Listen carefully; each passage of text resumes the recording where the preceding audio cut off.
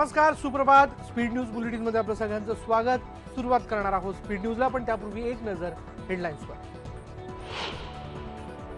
राज्याचं अर्थसंकल्पीय अधिवेशन आजपासून. मुस्लिम समाजाला सरकारनं सोडलं वाऱ्यावर. आरक्षणासंबंधीचं सुधारित विधेयक अर्थसंकल्पीय अधिवेशनात मांडलं जाणार नाही.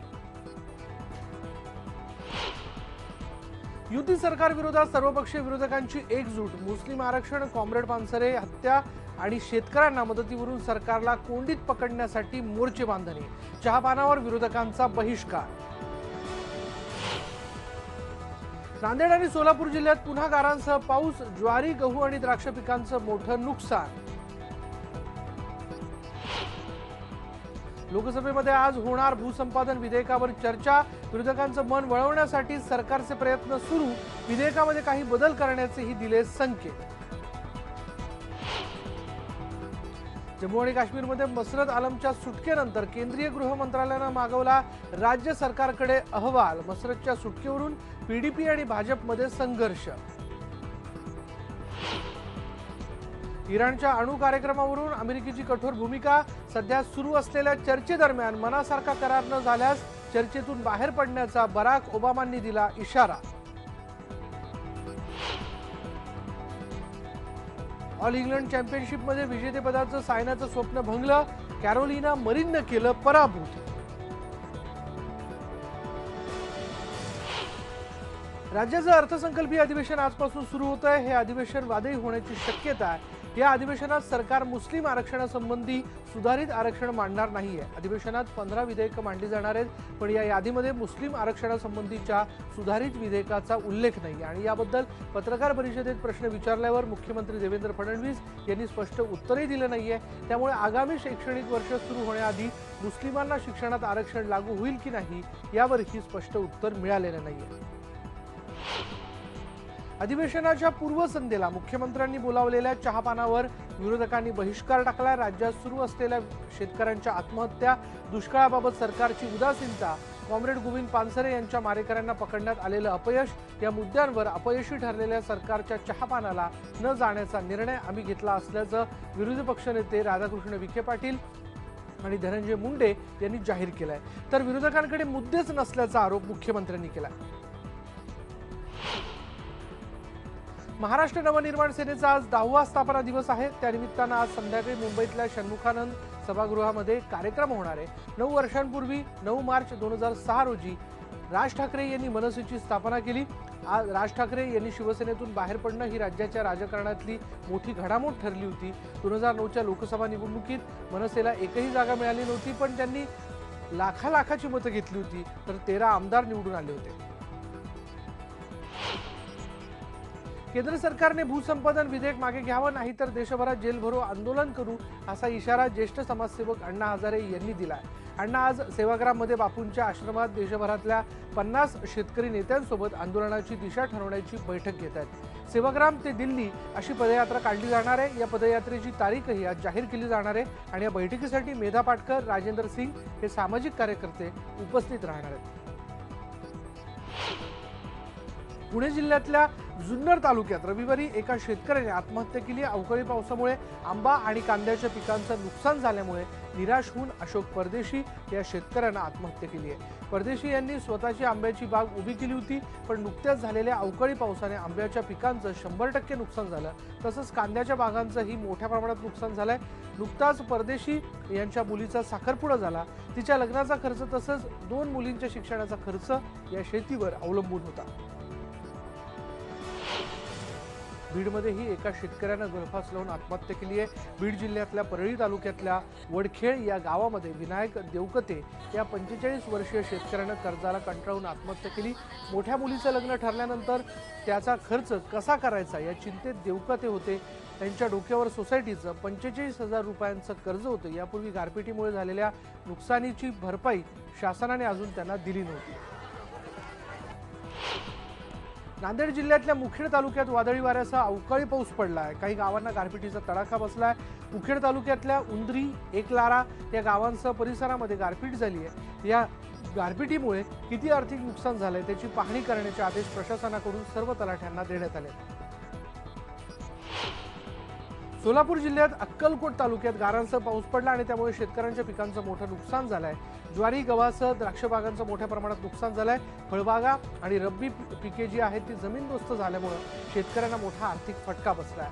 अक्कलकोट तालुक्यातल्या कुळीबेट, हसापूर, कुरनूरसह उत्तर सोलापूर तालुक्याला गारपिटीनं झोडपून काढलंय। द्राक्ष, डाळिंब, केळी, आंबा, लिंबू, ऊस, ज्वारी, गहू, हरभरा या पिकांचं मोठ्या प्रमाणात नुकसान झाल्याची माहिती मिळते।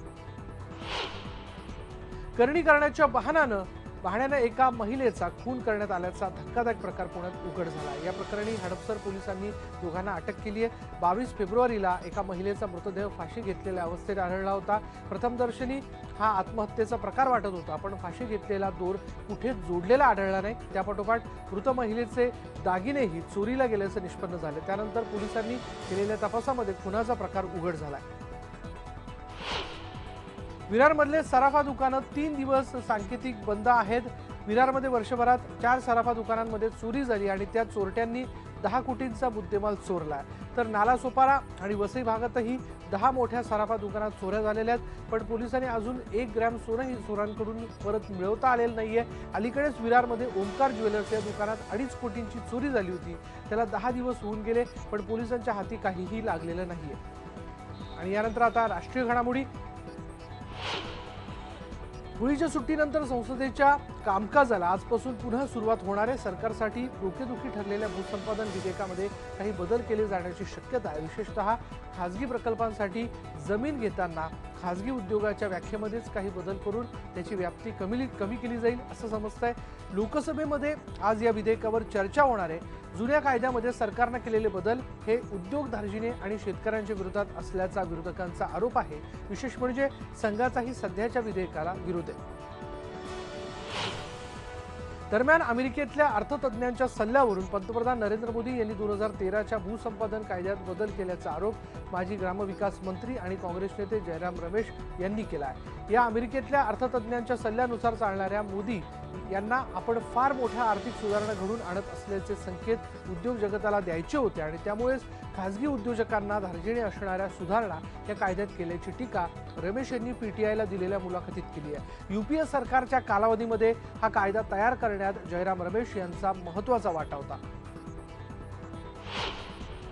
पश्चिम बंगालच्या मुख्यमंत्री ममता बॅनर्जी या आज दिल्लीमध्ये पंतप्रधान नरेंद्र मोदींची भेट घेणार आहेत। पश्चिम बंगालला कर्जमाफी मिळावी यासाठी ते आग्रही आहेत। ममता बॅनर्जी काल संध्याकाळीच नवी दिल्लीत दाखल झालेले आहेत। मी इथं कोणतंही दान मागत नाहीये, तर आमच्या हक्काचं अनुदान मागते असं त्या पत्रकारांशी बोलताना म्हणाल्या। 14व्या वित्त आयोगाच्या शिफारशींनुसार पुढच्या काही वर्षांमध्ये पश्चिम बंगालला केंद्राकडून 12,000 कोटी रुपये मिळणार आहेत, मात्र आपलं 28,000 कोटींचं कर्ज माफ करावं अशी ममता बॅनर्जी यांची मागणी आहे। यूपीए सरकारच्या काळामध्ये आखण्यात आलेल्या मिशन मार्स सारख्या योजना, आंतरराष्ट्रीय बाजारात तेलांचे घसरते दर यामुळे केंद्रातल्या नरेंद्र मोदी सरकारला सुरुवातीच्या काळात स्वतःची प्रतिभा उजळ करणं शक्य झालं अशी टीका माजी केंद्रीय मंत्री आणि काँग्रेसचे ज्येष्ठ नेते कपिल सिब्बल यांनी केली आहे। स्वतःच्या ब्लॉगवरती त्यांनी मोदी सरकारवर ताशेरे ओढलेत। मंगलयान मोहीम फत्ते करण्यासाठी आधीच्या सरकारने अनेक वर्ष मेहनत घेतली होती, मात्र त्याचा फायदा मोदींनी स्वतःची पाठ थोपटून घेण्यासाठी केला असं सिब्बल यांनी लिहिलंय। त्याचवेळी मोदींना निवडणुकीत मिळालेल्या प्रचंड यशाची जगानेही दखल घेतली अशी प्रशंसा सिब्बल यांनी केली आहे।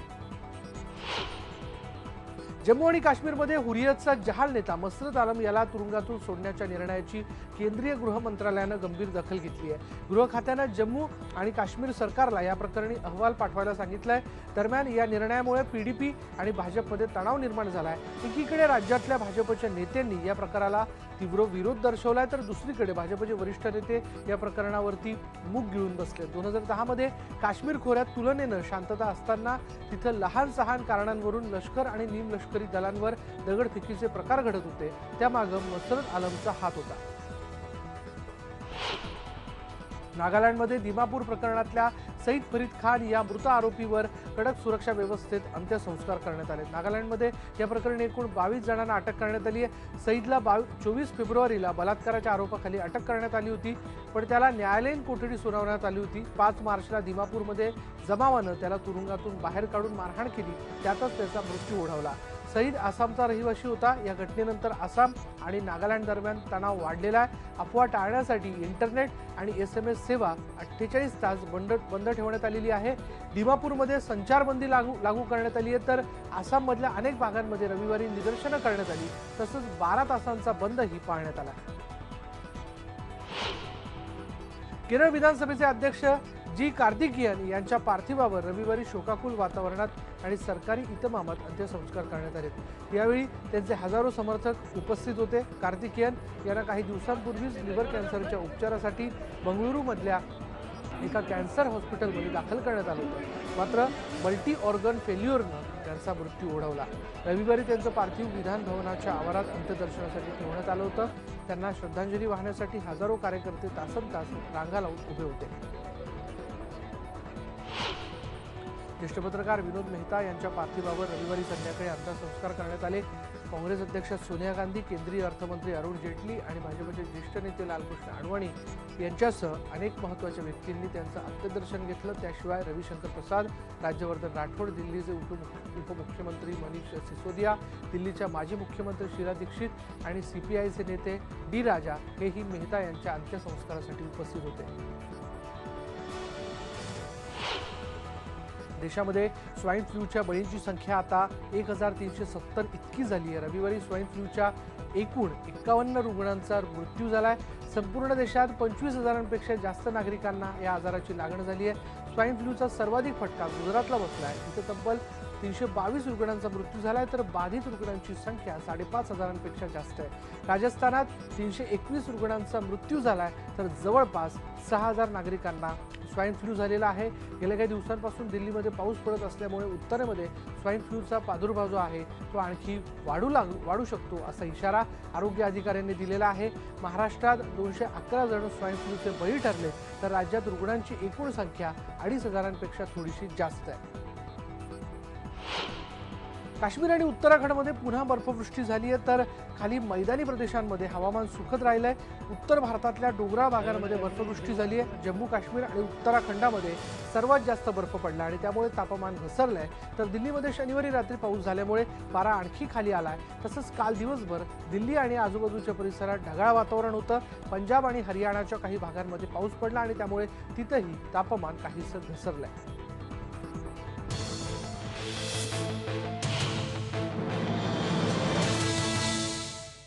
आता ब्रेकनंतर एक नजर आंतरराष्ट्रीय घडामोडींवरती। ऑस्ट्रेलियातल्या सिडनीमध्ये शनिवारी रात्री एका भारतीय महिलेचा खून झाला। पोलीस त्याचा तपास करतायत। या महिलेवर भयानक हल्ला झाला असल्याचं पोलिसांचं म्हणणं आहे। मृत महिलेचं नाव पोलिसांनी उघड केलेलं नाहीये।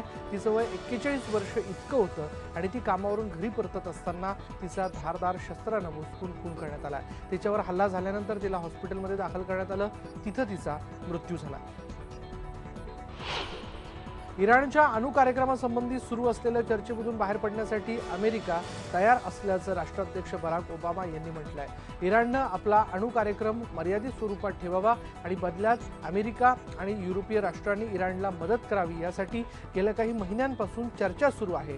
अमेरिकेचा मित्र देश असलेला इस्रायलचा या चर्चेला विरोध आहे। इराण अण्वस्त्र निर्मिती करत नाही याची खातरजमा करण्याचे हक्क पाश्चात्य देशांना हवे आहेत। असा करार झाला नाही तर आपण या चर्चेतून बाहेर पडू असा इशारा बराक ओबामा यांनी एका मुलाखतीत दिला। इस्रायलचे पंतप्रधान बेंजामिन नेतान्याहू यांच्या विरोधात देशांतर्गत असंतोष वाढीला लागलाय। शनिवारी रात्री तेल अवीव इथं हजारो इस्रायली नागरिकांनी नेतान्याहू यांच्या विरोधात निदर्शनं केली। इस्रायलमध्ये 17 मार्चला राष्ट्रीय निवडणुका होत आहेत, त्यामध्ये नेतान्याहू यांना निवडून देऊ नका असा नारा या निदर्शकांनी दिला। इस्रायलला बदल हवा आहे अशा अर्थांचे फलक घेऊन हजारो निदर्शक रस्त्यावर उतरलेत। इस्रायलनं आपले प्राधान्यक्रम बदलावेत आणि पुन्हा एकदा आरोग्य, शिक्षण, घरे आणि देशाचे राहणीमान यावर लक्ष केंद्रित करावं अशी त्यांची मागणी होती। एका स्वयंसेवी संस्थेनं या निदर्शनांचं आयोजन केलं होतं। युक्रेनच्या पूर्व भागात सीमेवर रविवारी तोफांचा तुरळक मारा होत राहिला, मात्र या भागामध्ये तुलनेनं शांतता असल्याचं चित्र होतं। रशियाबरोबरच्या सीमावादामुळे युक्रेनमध्ये गेल्या काही वर्षांपासून अशांतता आहे। डोनेत्स्क या भागामध्ये रशिया धार्जिण्या बंडखोरांचा कब्जा आहे आणि तिथं स्नायपर, जड मशीन्स गन्स आणि तोफांचा मारा सुरू होता। या भागातून सध्या बंडखोर माघार घेत आहेत, मात्र तुरळक बंडखोर अजूनही हिंसाचार करत असल्याचं युक्रेनच्या सैन्याधिकाऱ्यांचं म्हणणं आहे। रशियातले महत्त्वाचे विरोधी पक्षनेते बोरिस नेमत्सोव यांच्या खुनाप्रकरणी तिथल्या कोर्टानं दोघांवर खुनाचा आरोप निश्चित केलाय। इतर तिघांविरोधात आरोप निश्चित करण्याचा निर्णय झालेला नाहीये, तोपर्यंत त्यांना तुरुंगात ठेवण्याचे आदेश देण्यात आलेत। आरोप ठेवलेल्यांपैकी एकानं गुन्ह्यात हात असल्याची कबुली दिली आहे, मात्र त्यानं नेमत्सोव यांच्या खुनात नक्की काय भूमिका बजावली ते सांगण्यात आलेलं नाहीये। नायजेरियातल्या बोको हराम या दहशतवादी संघटनेनं आता नागरी वसाहतींकडे मोर्चा वळवलेला आहे। लबोको हरामच्या दहशतवाद्यांनी पहाटेच्या वेळी चाड भागातल्या निगू आबुआ या खेड्यावरती हल्ला केला। देव सर्वश्रेष्ठ आहे अशा घोषणा देत त्यांनी अंधाधुंद गोळीबार केला आणि अनेक विटा मातींची घरं पेट्रोल टाकून जाळून टाकली आणि त्यामध्ये 8 नागरिक आणि 2 सुरक्षा जवानांचा मृत्यू झालाय। बोको हरामनं अलीकडे शहरांऐवजी खेडेगावांना लक्ष्य करायला सुरुवात केली आहे। याचं कारण धर्म नसून त्यांची हाव आहे असं नागरिकांचं म्हणणं आहे।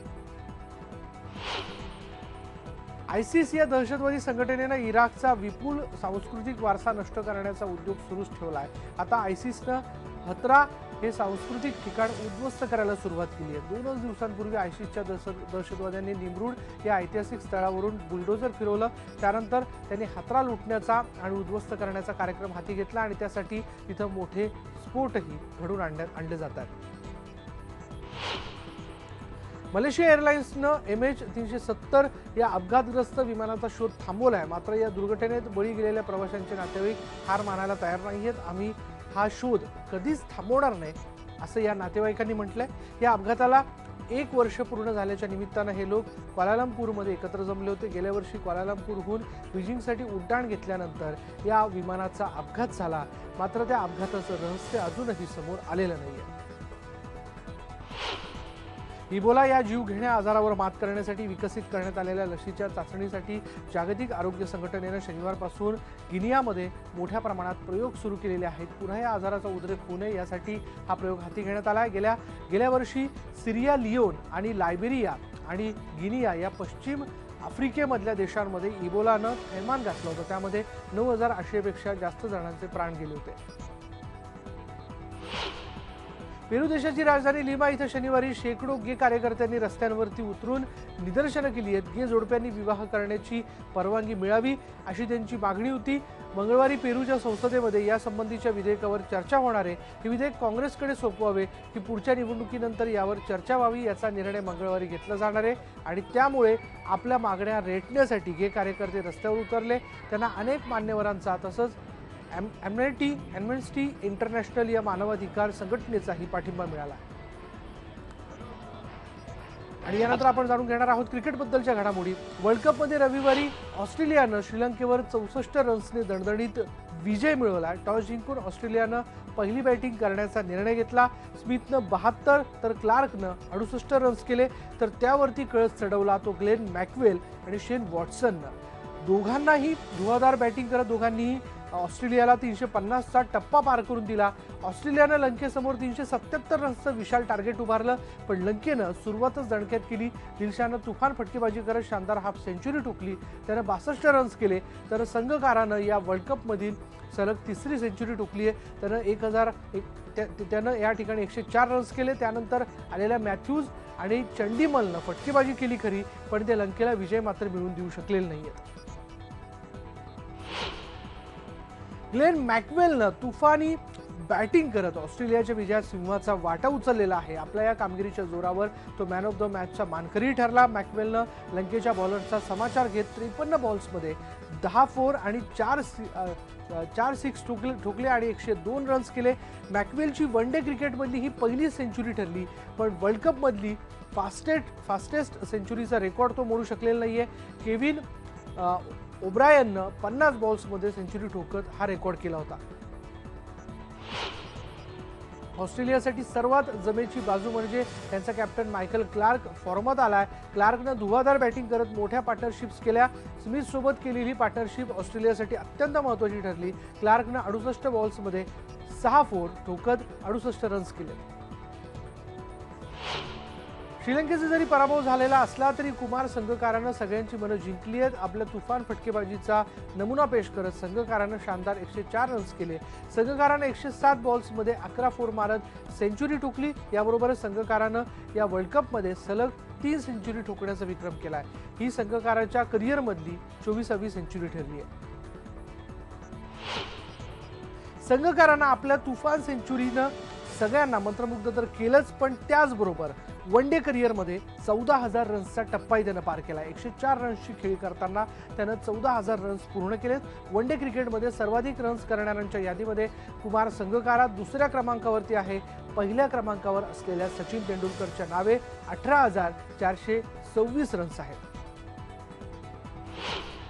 आज वर्ल्ड कपमध्ये न्यूझीलंडनं अफगाणिस्तानचा 6 विकेटनं दणदणीत पराभव केला। टॉस जिंकून अफगाणिस्ताननं पहिली बॉलिंग करण्याचा निर्णय घेतला, पण न्यूझीलंडच्या माऱ्यापुढे त्यांची डाळ शिजली नाही। शेनवॉरी आणि नजीमुल्लाह झादरानं हाफ सेंचुरी ठोकत अफगाणिस्तानला 200 रन्सच्या जवळ येण्याचा प्रयत्न केला खरा, पण ते न्यूझीलंड समोर 187 रन्सचं टार्गेट उभारू शकले नाहीत। न्यूझीलंडतर्फे डॅनियल व्हिक्टोरीनं 4 तर ट्रेट बॅल्टीनं 3 आणि कोरी अँडरसननं 2 विकेट घेतल्या। न्यूझीलंडची सुरुवात आक्रमक झाली। गुप्टिलनं 57 रन्स करत शानदार हाफ सेंचुरी ठोकली, तर ब्रॅडन मॅकमलनं धडाकेबाज 42 रन्स केले आणि त्यानंतर विल्यमसन, टेलर आणि इझिऑटनं फटकेबाजी करत न्यूझीलंडला विजय मिळवून दिला। न्यूझीलंडच्या विजयात सिंहाचा वाटा उचलला तो डॅनियल व्हिक्टोरीनं 10 ओव्हर्समध्ये फक्त 18 रन्स देत 4 विकेट घेतल्या। या कामगिरीच्या जोरावर व्हिक्टोरी मॅन ऑफ द मॅचचा मानकरी ठरला। या वर्ल्ड कपमध्ये आता व्हिक्टोरीच्या खात्यामध्ये 12 विकेट्सची नोंद झाली आहे आणि सर्वाधिक विकेट घेणाऱ्यांच्या यादीमध्ये तो सध्या 4थ्या क्रमांकावरती आहे। वर्ल्ड कपमध्ये आज एक अत्यंत महत्त्वाची मॅच रंगणार आहे। ग्रुप ए साठी ही मॅच महत्त्वाची मानली जाते। उडॅलडेलवर भारतीय वेळेनुसार सकाळी 9 वाजता इंग्लंडला आव्हान आहे ते बांगलादेशचं। दोन्ही टीमसाठी ही मॅच महत्त्वाची आहे। इंग्लंडला जर क्वार्टर फायनलसाठी पात्र व्हायचं असेल तर इंग्लंडला ही मॅच जिंकावीच लागणार आहे। इंग्लंडच्या खात्यात सध्या फक्त 2 पॉईंट्स आहेत, तर बांगलादेशच्या खात्यामध्ये 5। बांगलादेश आणि इंग्लंड दोघांच्याही अजून 2 मॅच बाकी आहेत, पण बांगलादेशला यानंतर मुकाबला करायचा तो न्यूझीलंडचा आणि त्यामुळे इंग्लंडसाठी ही मॅच जिंकणं अत्यंत महत्त्वाचं झालंय। बॅडमिंटन जगतातली सर्वात मानाची समजल्या जाणाऱ्या ऑल इंग्लंड बॅडमिंटन चॅम्पियनशिप स्पर्धेचं विजेतेपद पटकावून इतिहास रचण्याचं सायनाचं स्वप्न पूर्ण होऊ शकलेलं नाहीये। फायनलमध्ये वर्ल्ड चॅम्पियन कॅरोलिना मॅरिननं सायनाचा 21-16, 14-21, 7-21 असा पराभव केला। ऑल इंग्लंड चॅम्पियनशिपच्या फायनलपर्यंत धडक मारणारी सायना ही पहिलीच भारतीय महिला खेळाडू ठरली आहे। या अगोदर 1980ला प्रकाश पदुकोण यांनी तर 2001ला पुळेला गोपीचंदनं ऑल इंग्लंड चॅम्पियनशिपचं जेतेपद पटकावलं होतं।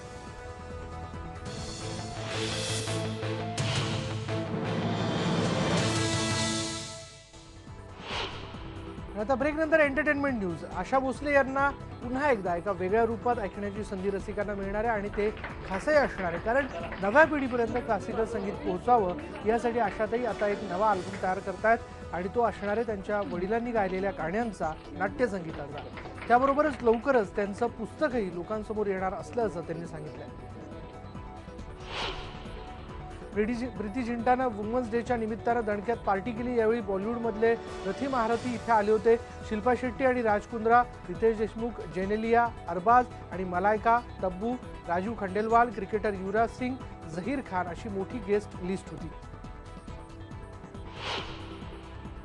अक्षय कुमारनं स्त्रियांसाठी सेल्फ डिफेन्स क्लासेस सुरू केलेले आहेत आणि आदित्य ठाकरेंनी ते सर्वांसाठी मोफत उपलब्ध करून दिले। पहिल्या बॅचमध्ये 2000 स्त्रिया आहेत, त्यात काही अंध स्त्रियांनाही स्वसंरक्षणाचं शिक्षण दिलं जात आहे। पहिल्या सेशनमध्ये ट्विंकल खन्नानं भाग घेतला होता।